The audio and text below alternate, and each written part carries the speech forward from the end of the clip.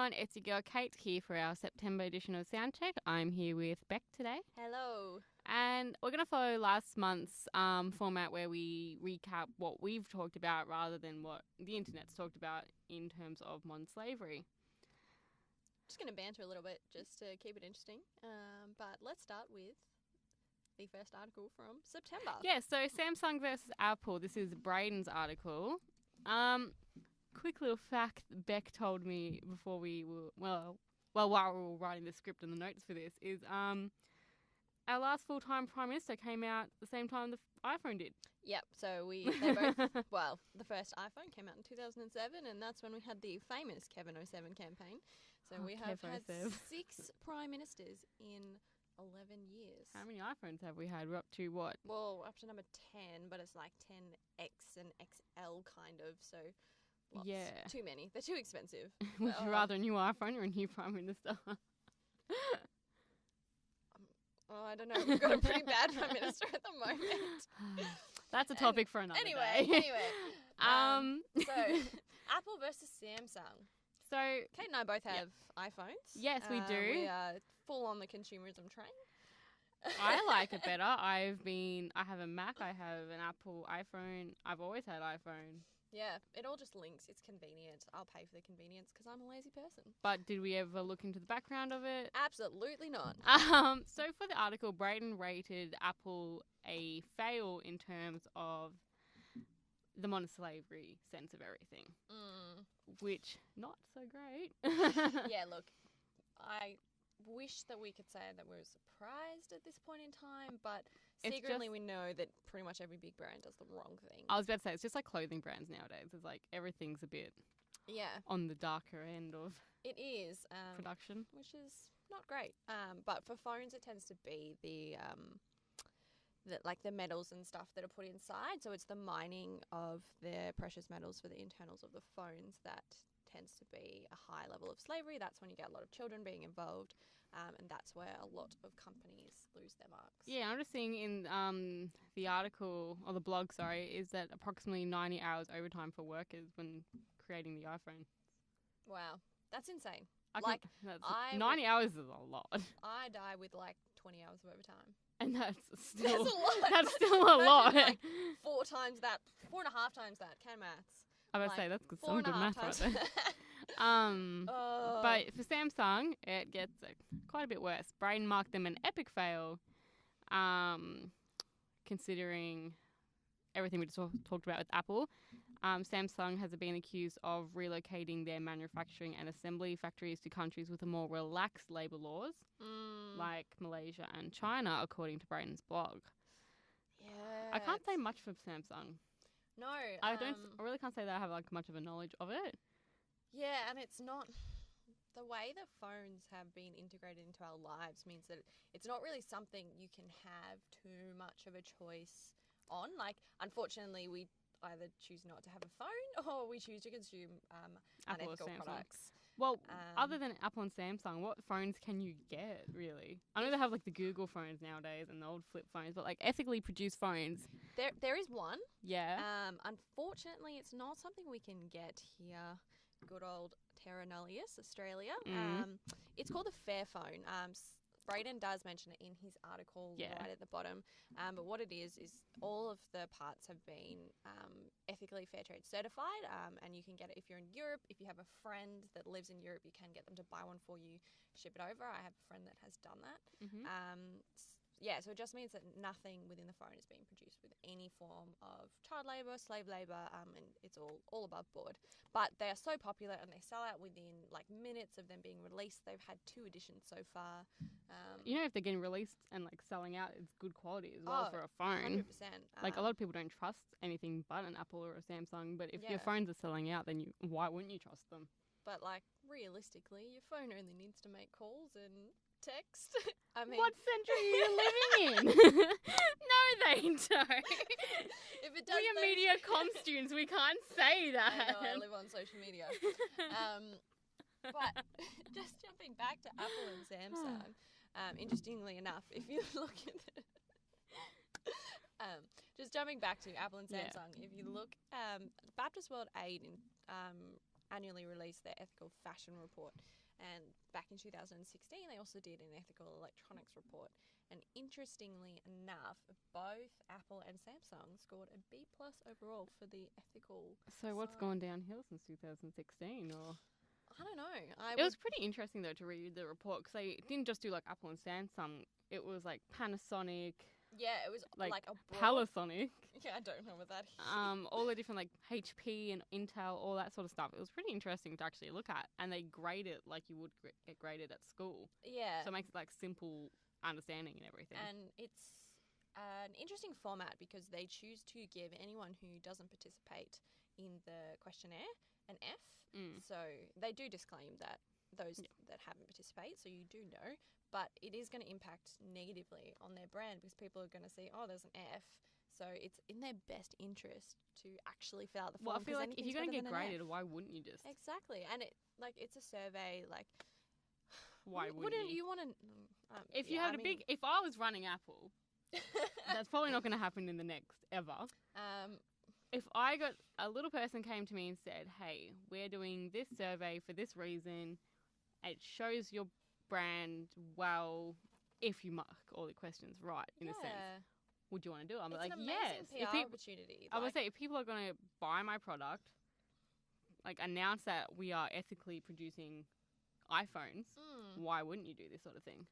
Yeah, it seems. But I feel like that might be a bigger question there as well, like ethically producing phones and stuff. But yeah, if you're, I guess if you're as a brand scared of the results that are going to come out, it might just be easier to just be like, no, we're not going to answer, or just ignore it. Yeah, sweep it under the rug, pretend it doesn't exist. It's like what happens with a lot of clothing brands. It's like, oh no, we won't comment on this.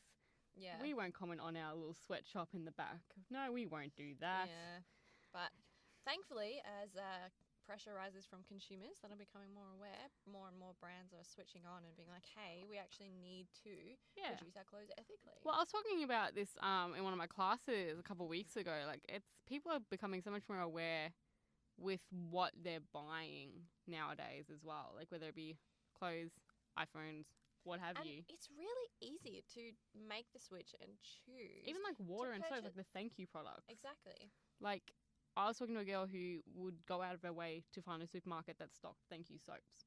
Right. She wouldn't get Dove or whatever. She'd make sure she got the recyclable paper. Exactly. And everything like that. So people are becoming more aware of it. But especially for a product like water. Like, yes, bottled water is probably not the best thing because we all know about plastic and how bad of an issue that is. Yes, but if you have to buy soap, why not buy the one that is doing something good, something ethical? Like, it's not, if it's something that's stocked in the supermarket, you don't have to make an effort to go out of your way. Like, it's a no-brainer. And then you come back to phones where, like, you have, two choices? Yeah. I mean, there are more choices, but I don't think any of them are ethical anyway.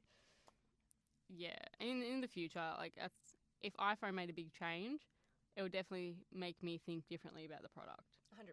Like, an iPhone is an iPhone to me at the moment. It does my social media, does my calls, texts. Yeah. Google, Siri, whatever. Yeah. I mean, it would. Big difference. I'd look at my phone differently and look at Apple differently if it was ethically produced and manufactured and everything like that. I'd be interested to see how the Google Pixel phone does measure up. Next time, Brayden. Next time, include that. Google versus Apple versus Samsung.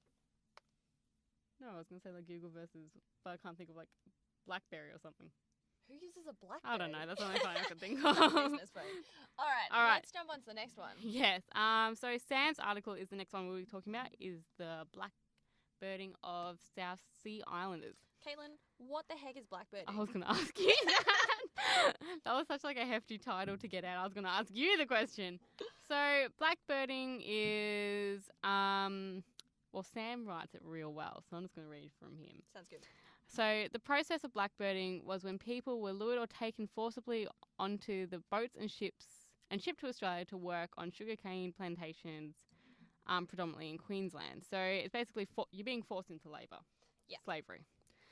We did a quick Google because neither of us how many of us are there? Are good at geography. No. For those of you who are interested, the islands are located to like the northeast of Australia. So that's why they're headed to Queensland predominantly. Yeah, so I feel like I wasn't overly surprised reading this Not at all. article. It is a reoccurring issue. Well, slavery and everything like that. That's why we're here. But it manifests itself in I wouldn't. a variety of ways. Even when you look at, it's common knowledge that backpackers will come to Australia to pick fruit. Mm-hmm. Like, they won't know any better, so they'll do it for well below minimum wage, well below a livable wage. Mm-hmm. And it's the same principle, only they don't realise what's happening. And like when I read the first article to post on social media, I'm like, okay, blackbirding. That sounds Bad. bad, but Reminds like, me of death funerals. see, it reminds me of the Beatles a little bit, like the song Blackbird. Yeah. But that's like, I wouldn't have if you asked me like a week ago, Caitlin, what is blackbird? I'm like, I don't know, is that just like a black bird? I don't know, Like maybe a it's some kind crow. of prank, like Yeah, I would never associated blackbirding with forced slavery. yeah. And at the bottom of Sam's article, I really, really liked his concluding sentence, which is, we have a moral obligation to raise awareness about modern slavery and take steps to minimise it so that we can avoid repeating our own slavery history, which I think is interesting because Australia, America, Africa, China, Russia, Europe has a big slavery history. Mm-hmm. You can't think of a country that doesn't have Yeah. a slavery history, especially like Australia. Yeah. Our history ain't great. We started from convicts, so it was kind of like That was really touch and go to start with. But yeah, I thought that was like a really interesting thing to note on, that we are acknowledging what has happened in the past and we are trying to make like a step forward to make everything a bit better in the world. I do think that this particular kind of forced slavery would be a lot more difficult now because of the push to reject boats that are coming in. Yeah. So I don't imagine, I have no idea, so I could be completely wrong, but I don't imagine this would be as much of a problem now as it was back in 1994 when Sam's talking about this particular problem. But yeah, it's definitely, And like, I might be like completely wrong in saying this as well, but like, I still don't understand how like things like this happen, like, or get away with happening. And how do we not know about it? Like, this was entirely new information. And like, as soon as it says like in Australia, you're like, oh shit. Yeah. Oh shit. Or like happening in Queensland, it's like, okay, this is happening one flight away from us. Yeah. I just don't understand how it happened, or how people think, oh yeah, let's force these people onto a boat and get them to pick some stuff in the backyard. I know that's not quite how it works, but like, I don't know. We all never know. It's like the people putting needles in strawberries. Let's not. I have strawberries every day. Let's not get into this. Okay. When I couldn't get strawberries at the supermarket, It was disappointing. I love I know we're going to get so sidetracked now, but the thing that was going around, it said cut them up instead of cutting them out. Yeah, I really like that. It was good. Anyway, Russia. Last article for the month is Martinez. Missing citizens of Russia. And at the beginning of the article, 30 Mil acknowledges the efforts of and bravery of two men in Russia who are freeing people from modern slavery. So my pronunciation I'm is so terrible. Oh, so no, I thought you were going to try. No, I'm going to leave it to you. Zakia, and Alexei. I feel like Alexei's easy. Yeah. No, we're not going to talk about the last names. Yeah. But anti-modern slavery activists. Good on them. Yeah. Good on them. So pretty much what they do is they get a missing persons case essentially, and they go out and they find these people that have been kidnapped and sold into slavery or forced into slavery, which is an incredible feat. Imagine, especially in a country like Russia, it's not the same as Australia. They are a united nation. That's one way of putting it. But this force to be reckoned with. It's amazing because they could potentially have some pretty severe consequences. Oh, 100%. If I always think back into Soviet Russia, if they were trying to do that then, they wouldn't be alive for much longer. 100%. But unfortunately, this kind of forced slavery where people are kidnapped happens all over the world, and particularly in Africa, the countries surrounding the Ivory Coast, this happens a lot with children because the children know that their parents are poor and they have traffickers that come and are like, oh, if you come and work with us, we'll send the money back to your family. And that's after like a a common story you hear 100%. every time. And then they end up working as child labourers on cocoa farms. So it's unfortunately not Again, it's a reoccurring problem. Yeah. And there are fantastic people out there in the world who do go out of their way and risk their lives essentially to help people get their lives back and like help people restart from this horror that they have been living. And there are some excellent documentaries on YouTube about these, so just have a quick search. Even like there's so many like films based on it nowadays as well. Like I can't think of one now, but like there are. I'll take your word for it. But like I always think like to Slumdog Millionaire. You know, I haven't seen that. Oh my god. Yes, I am uncultured. But like I think that's one of the first movies that has graphically shown what like child traffickers do, how the kids try and get out, how people claim to like be doing it for their family. There's actually like an Indian show, movie, sorry. I watched it in like year 12 lit called Water. Basically, a young girl, I feel like we're going off track again, but that's okay. A young girl, say, I think she was like 8, got sold off to a 50-something-year-old man to marry. Wow. And once he died, she had to go live in this place with all the widows. She was never allowed to leave. The money that the parents got from selling her off, that went as soon as the man died. And she could never leave this place. She had to live there this whole time. And there were stories like how people tried to break them out and everything like that. Then she ended up killing herself. Wow. Yeah. The movie that I kind of think of, which is true story, is Rabbit Proof Fence. Oh, it yeah. does talk about it's not about slavery as such, but the stolen generation for the Aboriginals. I think it touches back on repeat, like fixing our own history and stuff like that. I don't know if we went so off topic just then. We definitely did. But look, that's a good insight for everyone there. Check out Slumdog Millionaire Beck, Water for anyone that's interested, and Rabbit Proof Fans. There's a couple movies I can think of. Yeah, they've all got the same principle, and it demonstrates just the lengths that people will go to, but also the ignorance, really. And the best thing we can do as consumers, as individuals, as businesses, is just educate yourself.